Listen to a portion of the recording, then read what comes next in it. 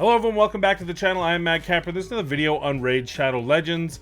I've got a couple PSAs. First off, please check out the Brutal Hydra 1 key, the world first.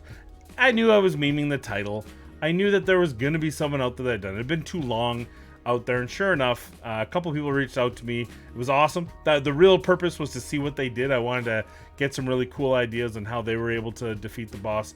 What I have noticed so far is that everyone that's come ahead and said, yeah, no, we did a 1 key. It was all with the head of Torment using Shamael, which is fine. I mean, that's a 1 key is a 1 key. Who cares what rotation it is? But that's this was a way more difficult rotation because you weren't getting those turn meter boosts that you could manipulate to your favor, which you can when the head of Torment is in the rotation, or in the front rotation anyway. So I did put it on paper, and I'm going to put it in video, and I'm going to regret this. I don't know if a video will come out, but if I can do it, if I can accomplish it, I am going to try to do a Nightmare all-epic team versus a Torment rotation. We'll see whether that's the next one. I haven't really looked to see what the heads are in the next rotation. It's rotation 4. I know that, but I don't know what it is. So we'll decide which rotation to do that on. Then I'll tackle it and try to do a Nightmare all-epic team. 1 key it. And I think I'm biting off more than I can chew. But I'll probably at least put a video of my attempt of it and see how close I get. Anyway, that's out of the way. Number 2, Cirilla and Ash ruined my video. Not intentionally, bless them. They put out a video with the future of Raid and talking about some of the new features and the new expectations going forward. Well, I had a Raid Rant video that talked about one of the subjects that they had offered some information on, and so I felt I needed to re-record that, which is what this is right here, so that I could get you a little bit better of a more pinpointed Raid Rant based on their response and what the kind of conversation was. And my Raid Rant was a little bit more than that. So we will talk about that in a second. Finally, if you wanted to see an all demon spawn, there's the Fire Knight tournament, which is not part of the fragment, just a side tournament, a little side hustle to get you to waste your resources. I'm a sucker. I don't even use Kale. I don't even like him as a new game player. I prefer Elhain, but I kind of want to have the skin anyway, so we're going to be competing with that. And I get to double dip because this is part of a clan quest. The clan quest is all demon spawn, so I just all demon spawn. It's pretty easy. I'm not going to do a separate video on it. I also did High Elf Spider 20 last week. Didn't do a video on it just because 3 Royal Guards, an Arbiter, and a Tayrel. Actually, I think I used Royal Huntsman. Take that back. And a Royal Huntsman's not exactly groundbreaking. It was pretty easy, so I just thought, gosh, let me not waste your time and mine and put out a 4-minute video on fighting Spider 20 with High Elves. And couldn't do 25. Just High Elves don't have the right. They don't have a champion. They don't have. They have an explosion, but they don't have enough poisons. They only have single target HP burn. They don't have a spread. It's just there's too much oddly enough going against them. Let me stop this right now though, because let's get into the actual crux of this conversation, and that is today's Raid Rant is on free champions. Now you may be thinking to yourself, how could you possibly complain about free champions? Well, one of the videos I did, Lady Aresh, a couple days ago, kind of put me forward to this very, very blatant issue in Raid Shadow Legends. And that is, with all the champs they're adding to both the Doomtower and the login champions, the reality is many players will stop playing the game before they have the opportunity to use some of the champions that may change their account. And that is a tragedy, and it's something that I really think that Plarium needs to address. Now, the reason why I'm re-recording this is because in the interview between Ash and Cirilla, which I will I'll probably link in the description below, probably have a little card up here pointing to that video. According to them, that there is plans on the Doomtower and changing how the fragment champions after the cycle is through with something more permanent. That could not be further from what we need to do with the Doomtower. That is concerning and that is frightening, and I'll tell you why. If you're a newer player, you're still starting from scratch, you still have to make it through the plethora of players, of which when you start out, obviously you're not getting high on the Doomtower, you're not getting anywhere. At some point you start getting through normal, maybe you're starting to get some of the epics, but the sheer number of champions that you can get, and if you go through the fragment, I mean, not all of these are them, but look at all the champions. Look at them all. They're there's so many of them that there needs to be a better way to get through all these champions to get them. And the answer isn't just to fix something on the end, to pen something on the end, like you did with the login, daily login, which also you then broke when you gave us fragments instead of sacreds. Still don't agree with that decision. However, I have a solution for you. So I think this needs to change, and it needs to change today. The first thing is, let's talk about daily login rewards. When you look at daily login rewards, you got 30, 69, blah, blah, blah, blah, to 271. Then you're getting multiple fragments. So you get 25 of legendaries, takes 4 months. You get takes 2 months to get an epic. 4 month, 2 month, 4 month, 2 month. What happens if, and this is day, I think I figured out Lady Aresh, who I just got on the last receipt of 2 days in. I think she was just shy of 2 full years. How long? Now I had, I actually took me longer because there was a gap in between them adding these tiers, and there's a gap in between changing out for the fragments. But if it was a brand new player, 271 days just to start through this, then they have to go through Cleopteryx, then they have to go through Scion, then they have to go through that Gerpa Dupa de girl. Then I believe, then it's Lady Aresh, then it's now this one right here. What's her name? Eric's. So to get to that champion, who I said in my video was a good early to mid game champion, was great for nuking in the early game, certainly not an end game nuker, certainly just a different, a secondary flavor to your login champion as far as damage, something that you might be able to use in Knight's Revenant while you're trying to get used to it, although infamously the wrong affinity. Once again, another champion they've added in Knight's Rev that's Force Affinity, when everyone just wants to be able to deal with the Spirit Affinity Valkyries. Tone deaf much. But here's my solution. Instead of this whole system that you have created through 271 days and then in 2 month, 4 month cycles, how about when I come to this original day, day 30, day 60, day 90, 120, etc., etc., etc., I get to choose from a pool of that level of champions. So, for example, at day 30, there's Haikatoon. Now, Haikatoon's actually a very strong epic champion to receive in the game. But what if instead, clicking on this on day 30 brought up a window that allowed me to choose from any of the epic champions that can be selected?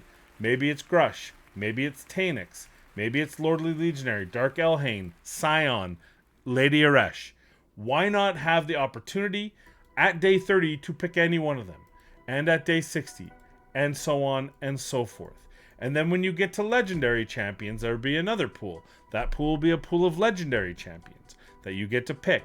And as you add new champions to the game, and we start getting to that 271, I'm fine with the fragments. But when I get to here, when I get to this one, I pick the fragments of the champion I want. Again, a pool comes up. You want 10 fragments of which of the legendary champions? Cleopteryx, Eric's, the ugly, I don't remember her name, the ugly Ogren tribe, right? Why not have it so that we can select? I don't think that there's a single champion in this pool that you, if selected earlier, as I suggested, would overpower it. Now keep in mind, epic to epic, legendary to legendary for me. So to me, with all that you've added, Scylla the Drakes is still the strongest legendary champion out of all these. Now Vizix is very good now since she's been reworked. Cleopteryx, also very good since she's been worked. I still find it hard pressed to believe that anyone would pick either of those two over Vizix. Over Scylla the Drakes. So you haven't changed the power dynamic. It's still day 180, still 6 months in, and you're still picking probably Scylla the Drakes. But what happens if you have Scylla the Drakes? What happens if you pulled her from shards? What happens if you have this obscene amount of legendary champions from barbarians? Or you have great revive champions. You have Tahanarok, who has the heal. You have all these other champions that maybe fills the slot that Scylla the Drakes So in those rare instances, you know what? I need help with Dark Elves. I think I'm going to go with Vizix. I need help with Skinwalkers. I'm going to pick Cleopteryx. You can make those decisions now. Same with this. I would argue that most people should still be picking High Katoon. But if they want to have an early go on what's one of the better faction wars bosses for the Ogryn tribe, they can. Who cares? Grush is not going to unbalance anything in this game over High Katoon. Arguably, High Katoon is one of the better epics that you have given us in the whole thing. And as day 60, Yaga. Hey, you know what? I don't want Yaga. Give me Dark Elhain. I'm having a lot of problem with Freeze. How much would that really overpower them at day 60? Day 90. I don't want Dark Aethel. I need Lordly Legionary, who's a Fire Knight Raider, who's the wrong affinity again, but because of Dragon 25 or Fire Knight 25, kind of usable now. But you can make those choices, and I don't think that. Maybe I'm wrong. Maybe picking Dark Elhain at day 30, Dark Elhain at day 30 might be too overpowered. I think that Dark Elhain suffers from needing very strong gear to do what she can do. So I think you'd be pleasantly surprised on how High Katoon would be a better selection because she's a lot more budget because she's support. Nukers require gear to nuke. Support just requires speed and accuracy, or speed and whatever they're doing, right? So I think that would really change the login rewards. It would make it more useful. Plus, it would give you an instant piece of data. Which champions are no one picking? Yaga. Which champions are no one picking? Dark Aethel. Now you can look at this over a period of time among million players and say, okay, I see what's happening. Clearly we need to re-envision some of these champions because they're being passed over right away. Maybe we need to make them a bit stronger so that it's more of a balance between all the free login champions you get. I don't think, as I said, in my opinion, that any of these champions that are available are overpowered. I do think that Scylla the Drakes and Vizix, and probably Cleopteryx, although because she had a rocky start being bad at the beginning, those three are very strong. They could potentially be account changing, but you're not changing when you can get them. You're still getting one at 180, one at 270, and then every 6 months you'll get a chance for another. But you just get to pick. You get to pick which one you want, and I don't see why that would be a problem. That would be a strong solution. And further to that, let's also talk about the Doomtower. I don't know if I can do it through here. No, it's not going to show. Okay, so let's go through. Let's go take a look at all the ones. I can't even remember who all is a Doomtower. Honestly, I couldn't even tell you. I know Chromax is the current one. I may no. I don't know. I think this is the current normal. Zai. Was Burgoth? No, I feel like Burgoth was just a meme fragment. Drokul was. Yoshi was not. Yoshi was a fragment fusion. So, it's hard to even remember. That shows you how important these were. But as you go through these and you check out the champions that are available through the Doomtower stages, you'll find that, once again, there are certain champions that might be better to others depending on what they have when they get there. Keep in mind that Doomtower doesn't unlock till level 40, and realistically, I don't see anyone being able to fully complete normal Doomtower for about 3 months. And that's a hard grind with a little bit of luck. I think that anything shy of that is ridiculous. So you're talking about, maybe you're only getting 3 fragments per. It usually takes 3 rotations to get a champion. You're probably talking 5 rotations to get your first champion in Doomtower, and 3 months to get to that point. Now you're probably doing stepping stones. You're getting partway up, that sort of thing in the beginning. So let's say it takes you 6 months to get your first epic champion from the Doomtower, which I don't think is an unreasonable number. It might even be a little bit aggressive, but let's say it's 6 months. And you go, I get my first epic Doomtower champion at 7 months. Well, guess what? You don't have to pick the first one. You should be able to pick at the start of the Doomtower which epic champion of the epic champions that are available that you want to progress towards first.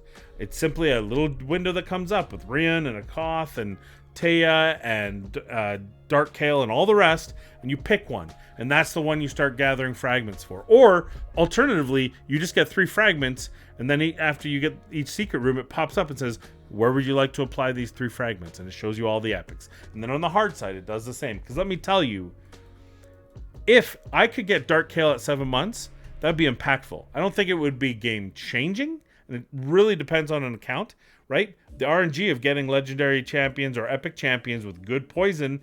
If you already have a poisoner that's crushing, what if you have Draco on your team?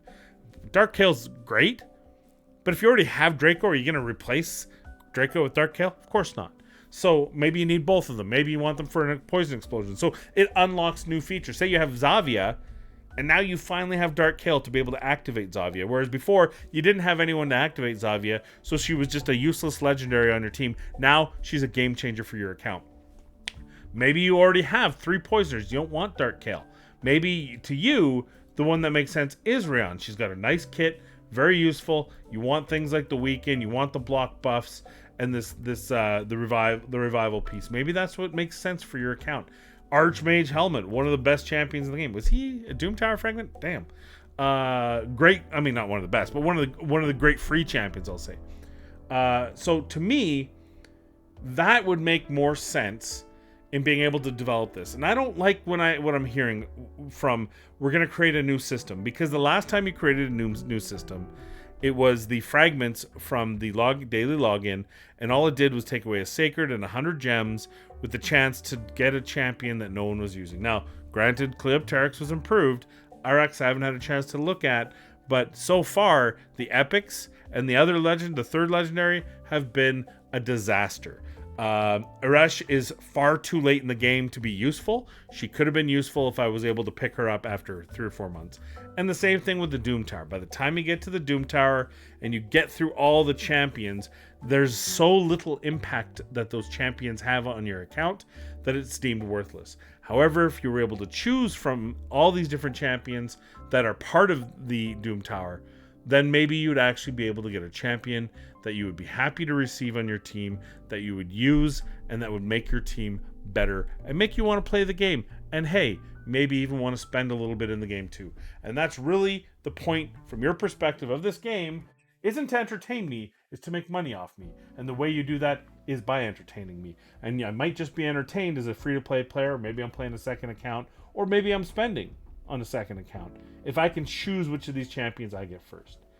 That's my rant. That is my hope. I know, like most of the things I rant about, it may not happen, but Cirilla did say a year ago they probably would have said no, there's no chance of another counterattack champion. But today they say probably sooner or later you'll see a counterattack AoE champion again. Better be Magic or Void Affinity. And for all of you haters and naysayers out there that said that would never happen, I remember the comment. I remember it. Like, I don't remember what the comment said or who said it because I'm old, but I do remember there was a comment on it. Ha! We might actually get a AoE counterattack champion. So that is my thought. That is my raid round for the day. What do you think? Is this something realistic? Or do you think that it's like a lot of the other things that I would like to see happen in the game? I can crap in one hand and wish in the other and see which fills first. Thank you for watching the video. I'm Mad Capper. Please be kind, be safe, and we'll see you in the next one.